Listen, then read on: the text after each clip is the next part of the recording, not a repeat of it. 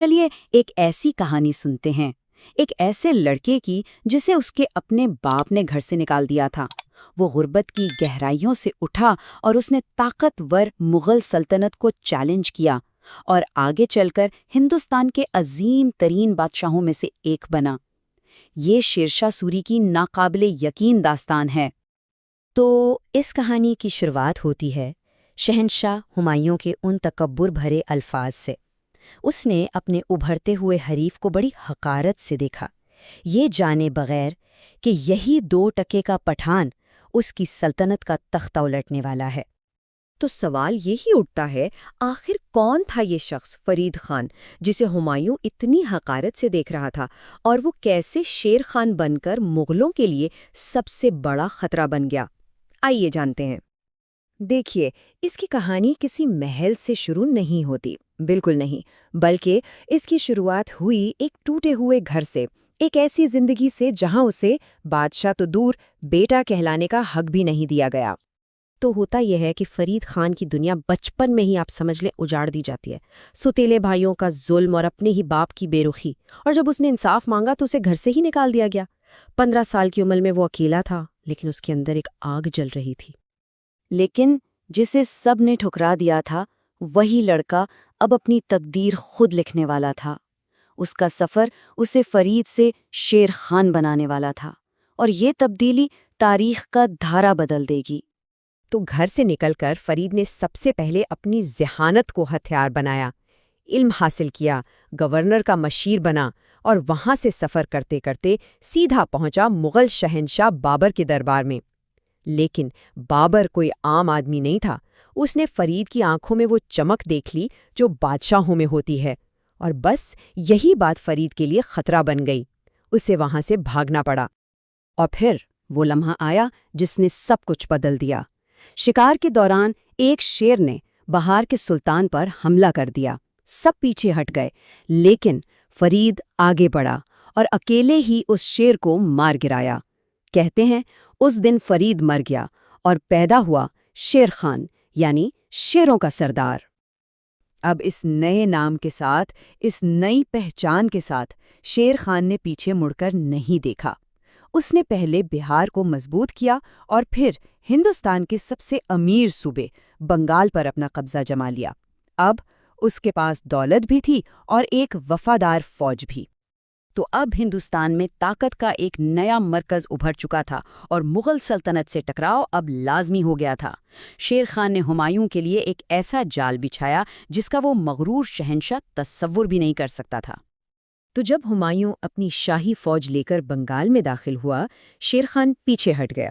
ہمایوں نے سوچا یہ تو بزدلی ہے، اور جشن منانا شروع کر دیا۔ لیکن وہ یہ نہیں جانتا تھا کہ یہ پسپائی نہیں، بلکہ ایک بہت ہی مہلک جال کا آغاز تھا۔ اور یہاں پر دونوں لشکروں کا فرق بالکل صاف نظر آتا ہے۔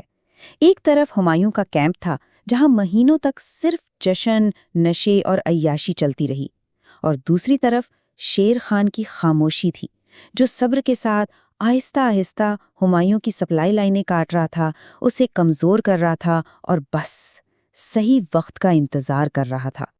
جب چوسا کے میدان میں دونوں فوجیں آمنے سامنے آئیں تو مقابلہ برابر کا بالکل نہیں تھا۔ ہمایوں کے پاس 50,000 سپاہی اور شیر خان کے پاس صرف 15,000۔ کاغذ پر تو یہ ایک یقینی شکست تھی، لیکن شیر خان نے تعداد پر نہیں، اپنی حکمت عملی پر بھروسہ کیا۔ اس نے صبح کے اندھیرے میں سوئی ہوئی مغل فوج پر حملہ کر دیا۔ اس اچانک حملے نے جشن میں ڈوبی فوج میں ایسی بھگدڑ مچائی کہ ہمایوں کی وہ پہاڑ جیسی فوج پتوں کی طرح بکھر گئی۔ بس اس ایک جیت نے ثابت کر دیا کہ وہ 2 کا پٹھان اب ہندوستان کی تقدیر لکھنے والا ہے۔ وہ اب صرف شیر خان نہیں، ہندوستان کا نیا شہنشاہ بننے جا رہا تھا۔ چوسا کی جیت تو صرف شروعات تھی۔